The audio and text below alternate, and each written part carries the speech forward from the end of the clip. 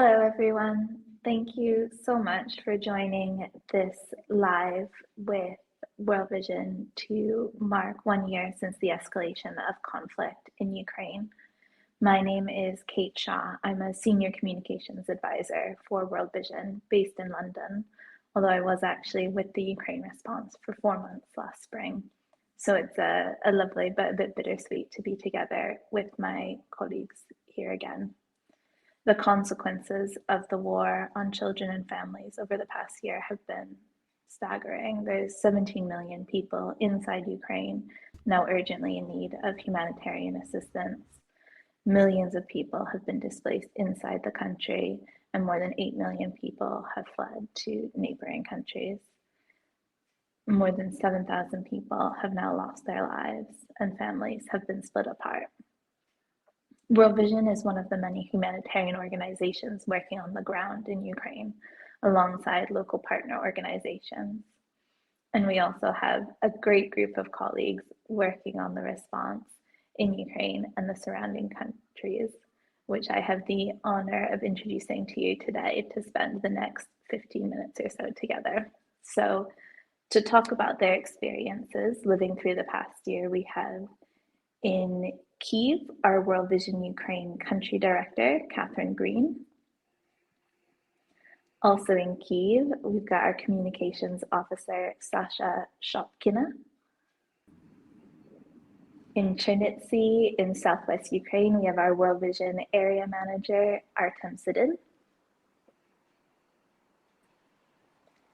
And then in Moldova, we have our Romania and Moldova response director, Eka Zhivania. She's actually on the ground at a food bank where we just finished doing a food distribution, but she'll talk about that more in a bit. To start us off this morning, Sasha, this crisis has had such a ripple effect across the world. Many of us remember where we were, what we were doing when the news broke out last year. Do you remember where you were the day that the crisis escalated on the 24th of February, 2022? Yeah, Kate, I vividly remember this day, and I'm pretty sure I will remember every single second of this day forever. I was just peacefully sleeping after my night shift. I was working as a journalist at one of Ukrainian TV channels, and I woke up just suddenly from some explosions. But for me, it was kind of like something normal because I was living next to the airport, so I was thinking maybe it's just a plane. But once again, a new explosion and a new one, and I understood that the war has started. So I immediately called my parents to warn them because now they live almost near the front line in Dnipro region. So of course for me it was very important so they could flee my hometown. And I remember that my father, who's really a strong man, who was working as a policeman, and I never saw these emotions, but he started crying and begging me to flee Kiev. At the same time, I made the hardest decision in my life, and I decided to stay in Kiev and help my nation, help my people. Thanks, Sasha. I can't imagine what that must have been like, although we are very lucky that you've joined the response and stayed with us the past year. I know Artem as well made the decision to stay put last year. Artem, what's it been like for families like yours living through the past year in Chernivtsi? Yeah, Kate, my story is a little bit different. So, before crisis happened, I was in furniture business for 17 years, and all things went good. But once conflict started, I forced my family, I have a wife and small daughter, 1.5 years old, to move from country just from security perspective. So they was supposed to move to Germany, but they spent 2 weeks in our relative from Romania. The lady hosted them for 2 weeks. And actually, it was a story for me how I met World Vision, because that lady worked for World Vision for 22 years. So one day she called me and asked me, Artem, how are you? Maybe you have a time. I'm working for an international NGO, and we are going to response. So, and at that moment for me was response. What is this? But okay, just tell me how I can how I can be helpful. and I'm happy to help. So please just advise how. And this is how things have started for me at that early beginning. So now my family is in Germany. They like almost 1 year there, and I was able to visit them only once.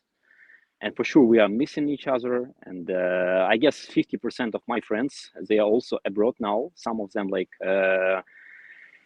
moved all together, like whole family, and some of them like myself. So the men staying in Ukraine, and ladies and children, they are hosting somewhere in Europe. It's been a lot mentally to deal with that separation, I think, for everyone who's stayed in Ukraine over the past year. And Catherine, could you talk to us maybe about over the past year, what kind of impacts have we seen the crisis have on children's education, their mental health as they deal with this separation, like Artem talks about in the conflict? Thanks, Kate. It's almost too massive to quantify the impact on children and their families. We saw some feedback from parents at the beginning of the crisis. Parents and caregivers were telling us back then even that their main concern for their children was the impact that this war was going to have on their mental health. A year on, and we've interviewed parents and caregivers again, and that hasn't changed. Parents are still concerned about the ability of their children to re-engage with school. We know that in a recent survey that we did, and we spoke to children in the oblasts of Kherson, Dnipro, and Kharkiv, only 25% of children there feel like they can access school. So that's a significant impact that children are having. 2 years not being engaged in schooling because of COVID, now the impact of the war. And you can just not even quantify almost the impact that that has on children's ability to learn and engage and be with their friends and family and make plans for the future, but also that cumulative toll on their mental health as the conflict goes on, and the mental health of their parents as well, as they try to support children to give them a normal life. And that's why it's so important that the work World Vision does, along with our local partners who are on the ground, who are part of the community, who know the needs of the community, doing work to make sure that children are re-engaged, as you can see now, in online learning, supporting teachers so that they can also know how to support children with mental health and first aid support. Teachers have an incredible burden to continue to provide education, both formal and informal, to students in these almost impossible conditions. And also working with local child protection services and summer camps and fun activities for kids to make sure that they can feel like kids again and that they re-engage with play and laughter and fun, as well as making sure that we are taking care of their education and psychosocial needs. Thanks, Catherine. Yeah, restoring that sense of normalcy is so important for everyone. I know, Sasha, you've actually experienced some of this firsthand. You were finishing college as the conflict started. You turned 21. How difficult has it been for young people in Ukraine who were just starting their lives, their careers during the war? You know, there is no doubt that our life has changed like 180 degrees, and we will never be the same, and I will never be the same person. So my life has divided just into two parts, which were something before the war and now that I have after or during the war. So for me, it's always hard to understand why do we need to suffer? Why do we need to live in this ongoing war? And, you know, I remember that I was spending lots of time in my dormitory's basement, just preparing for my final exams and writing my final thesis. And actually, I'm really proud that I've succeeded to finish my university. I've got international degree in international relations with an honor, and I'm very proud of it. And at the same time, as you mentioned, last year in April, I turned 21. So it's kind of a milestone for young adults across the globe. And I'm always excited celebrating my birthday, and I'm really waiting for this. But at the same time, I felt maybe I don't have a right to celebrate my birthday while my people are suffering, while children and women, they are just dying. And but my best friend, she organized a surprise party for me with gifts, with cake, and I'm very grateful for her and for her efforts. I will remember this day forever because yeah, it was an alarm again, but we celebrated it together, and I felt that I'm not alone. And when you support each other, it's really important. Yeah, it's lovely to get just a bit of celebration, even in a really difficult time. And I know Eka actually had a story about some of the support that we've been providing more generally. There's been such an outpouring of international and local support to help Ukrainians over the past year. You're currently managing World Vision's work in Romania and Moldova, where a lot of the humanitarian work has been supporting local helpers. Could you tell us a bit about that, please? Absolutely. From the very onset of Ukrainian crisis, World Vision started supporting the life-saving needs of displaced Ukrainians in Romania, Moldova, and Georgia. And the solidarity and the assistance took different forms, particularly within the first few months. Along the endless lines for clothing and food donation, many, particularly young people, became volunteers at border crossings, social stores, refugee accommodation centers. The thousands of ordinary families locally opened their homes and hearts to Ukrainian refugees. And if we look at the statistics, the vast majority of displaced Ukrainians still residing with Moldovan families. Under the World Food Program, we are delighted that World Vision Moldova is provided with an opportunity to implement the cash assistance program to host families, from which around 47,000 local families will benefit within the coming months. It's so good to hear about how we've been able to help. I know there's now 8 million people who've become refugees across Europe. How else are we supporting families who are separated in places like Romania and Moldova, in addition to the cash assistance? I'm standing right now in front of one of the social assistance center outside of Chisinau since morning today with our Moldovan local partner. We have been participating in the extensive food distribution process. Within the very first month of the crisis, in May, we started in Moldova through this partnership distributing the first aid, food, hygiene kits, and later on winterization items. And through the partnership with Food Bank, we managed to cover almost every district of Moldova. Overall, through our assistance in Romania and Moldova, we managed to help and support more than 180,000 displaced Ukrainians through education, cash, non-food items, protection, psychosocial, mental health, and winterization needs. It would be impossible without generous support of our donors and without the huge professional commitment of our local partners. Today, standing here on the mark of 1 year of the crisis on behalf of Ukraine Response, once again, I would like to thank you all for standing with us and making this work happen. And thank you again for investing a hope into a brighter future of Ukrainians and Ukraine. Thank you, Eka, and thank you for everything that you're doing. I know it's been really amazing to see all our staff in action in the Ukraine response, as well as the partners. We've got some really, really great partners there as well. Sasha, I know that you're constantly meeting displaced families and children through your job when you interview them. What makes you feel compelled to help people share their stories through these darker times? Kate, it's always difficult to tell what are my impressions are and what are my feelings when I feel with these displaced families.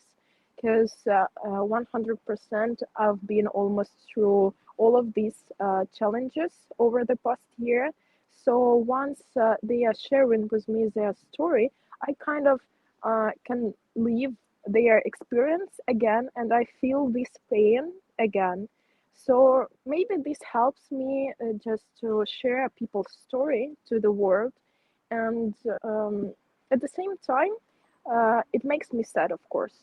But on the other hand, people's resilience makes me so proud because even after losing their house, after living in the under occupation, even living during the air alarms, because it's always hard. You never live according to your plan for the day. They haven't given up, and I'm really proud of them. And you saw the video. I met with woman she was from Borodyanka, it's Kiev region, and unfortunately her house was damaged, was completely destroyed by the missile. And not long ago, she gave birth to her second child. And while I was speaking with her, she just made me to believe in this hope that she finds this strength for her children, that she's a very strong woman, and she will do all her best for the peaceful future for her children. So that's actually the thing and the very exciting thing of my job, working as a communication and world vision, because I can share these stories and people all over the world will know this. It's so encouraging to see that resilience. And I think even from our Ukrainian colleagues as well, the resilience that you have to not only be living in this situation, but to be working through it too. And Artem was actually one of our first Ukrainian members of staff, like you were saying. What made you decide to become a humanitarian, and why do you think it's important for local people like yourself to play a leading role in helping?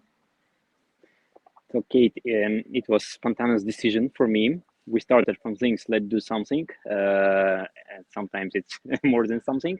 And I was really committed to help the people who came from abroad because they want to help my country. And as well, I also got this commitment. And even I didn't realize like one day I became a member of Orange family. And thanks God, our business continues to operate. So, and I can do this. I just don't can. I just decided to do something not only for pocket. I just decided to do. Let's add my efforts to make this world a little bit better, to help people who are in need, children who are in need. And at that moment, I'm really enjoying the organization, team spirit in it, and for sure goals. And for sure, it's important to have local staff because who knows better contacts than locals? Who knows all the laws, rules, etc. No one knows it better than locals. So I guess it's one of the main rules for any response to hire locals, get them familiar with humanitarian standards and NGO policies, give them direction, and they will do. Most of them know how to reach it. And I'm really proud of Ukrainians who are leading in this response now. Yeah, you guys have been amazing and so good to have all of your knowledge and experience helping us navigate as we responded. I think to end on a hopeful note now, I'm going to pass over to Catherine to have the last say. Catherine, could you tell us a bit about your hopes for the next year? Thanks, Kate. I think that Artem touched on some of my hopes for the next year, and a lot of it really revolves around the staff that we have here. Like Artem was saying, the hope and the resilience of our staff who are all impacted by this crisis, as we've heard. In our office, there are many Artems and Sashas who have their own story of how the war has impacted them and their family. They continue to be resilient. They continue to work hard to serve the people in this country. And so my hope is that that resilience that you see in every single person that you come across in this country really propels us to a place where next year at this time, we can be talking about a very different scenario where we have peace, where people have their humanitarian needs met, where children are back in school, and where local staff, like Artem said, are running the show, and doing what they know best, and meeting the needs of their own community. So I draw a lot of hope and optimism from the staff that I'm so privileged to work alongside. Thanks, Catherine. I think that's definitely something we can all try and hope we get to see in the next year. Thank you all so much for the work that you're all doing in Ukraine and in Moldova and Romania. Thank you for taking the time to talk with us this morning. It's been really inspiring to hear your stories, and we hope you all stay safe, and that this time next year we'll be able to talk about some different things.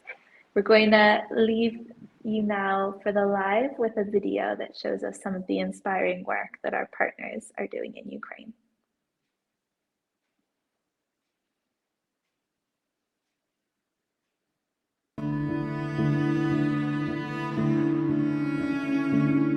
Коли почалась війна, мені було дуже страшно. Боялись, що прилетить ракета. Боялись за рідних, за близьких. Це неможливо забути. Я думаю, війна змінила кожного. Діти, шрами. Це назавжди.